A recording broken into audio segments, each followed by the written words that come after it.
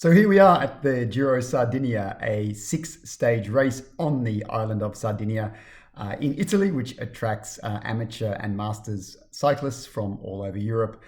This year, numbers were down a little bit because of Corona, but still 120 guys on the starting line.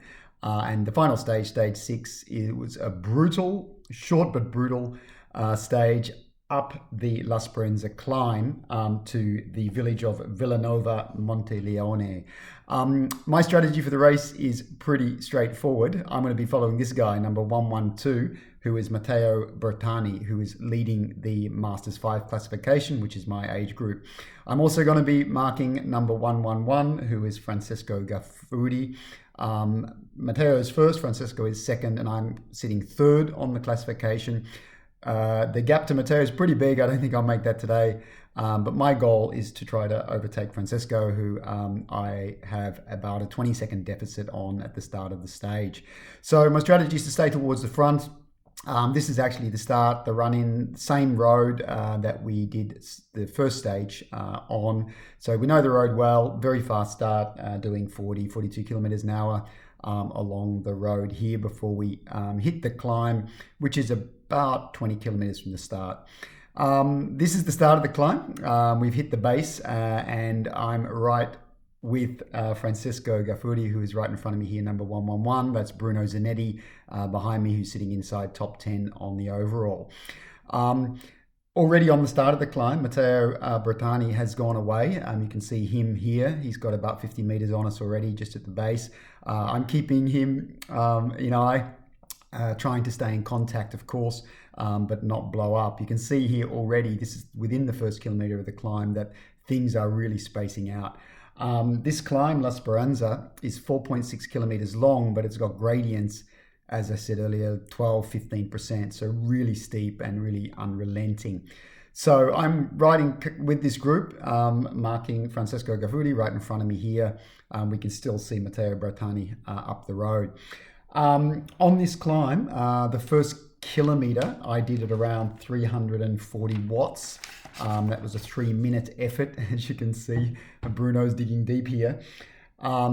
Up to the halfway point on the climb, 2.3 kilometers, I'd averaged around 330 watts. That was for 8.5 minutes. Now you see here we're about a kilometer from the top, and unfortunately Francesco has dropped from the group that we were with. You can see him just coming into the frame in a second. So for me at this moment, everything's looking good because I was planning to accelerate in that last kilometer, but Bruno Zanetti did that. I followed him and we have gapped Francesco. We've also caught here, as you see, just coming over the climb now.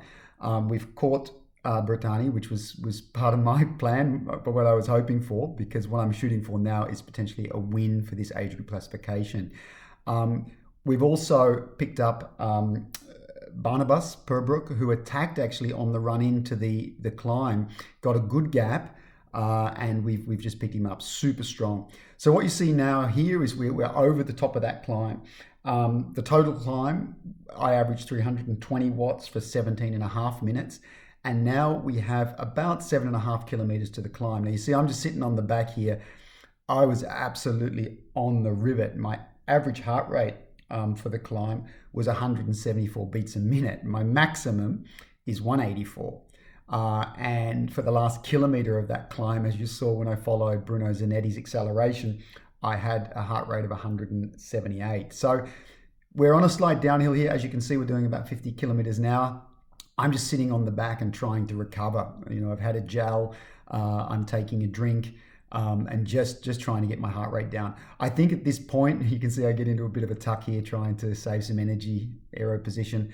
My heart rate here gets down to around 140, 145 beats a minute, just trying to give myself a little bit of recovery. The reason for that is that the final 4 kilometers of the race is uphill, slight uphill. I know that I've been on the rivet, for that full climb, so I'm just trying to recover. Now, there was actually on this flat, downhill flat, there was an acceleration from Barnabas, and that was followed by Matteo Bertani. So they got a bit of a gap on us, and I had to bridge across. So I did an effort of around 500 watts for 20 seconds to get across to those guys. This guy joined us. We had gapped Bruno and a couple of the other guys, but as you saw, Bruno Zanetti bridged back to this group again, this reduced group now of 6 guys.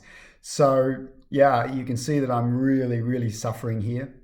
Coming into the last, as I said, 4 kilometers, this is the uphill now.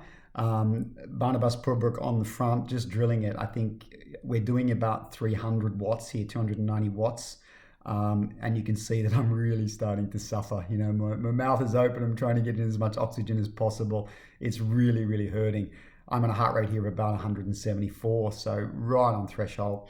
I'm switching a little bit. You know, I'm trying to switch between my aerobic system and anaerobic system. What I'm doing here is just drop down a few gears just to push a bigger gear a little bit to give my heart a bit of a break, because yeah, it's really hard.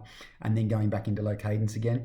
You see here with this group of guys, we're really riding hard up this mountain, and I'm just hanging on.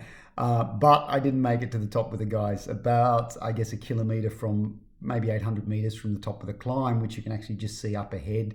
I lost contact. Barnabas also lost contact, and Bruno rode away with Matteo Bertani and the other guy you saw in that group. So my hope for a win for their Masters 5 classification kind of went out the window at this point, but I was still super happy for my ride. And at the moment, what I'm trying for is a top 10 overall, because I know there's about 7 guys up the road. So I'm hoping that maybe I can hang in here. This guy picks me up and I just jump across to his wheel, but I'm absolutely spent, as you see. There was no sprint from me for the line because I'd been on an over threshold now for the good part of about 20 minutes. So I just rolled across the line, but super happy. Second Masters 5. And I ended up finishing 12th overall. As I said, having dropped Francesco on that climb, I did move up also to 2nd overall for the Masters 5 classification. So Matteo Bertani won the M5 Cat. I was 2nd and Francesco Gaffuri was 3rd. So of course I was super happy. As you saw in the previous frame, I've also will put on this YouTube clip a link to my Strava data. So if you'd like to do that, please have a look. And of course, if you like this video, please do give us the thumbs up and subscribe to the This Cycling Life YouTube channel.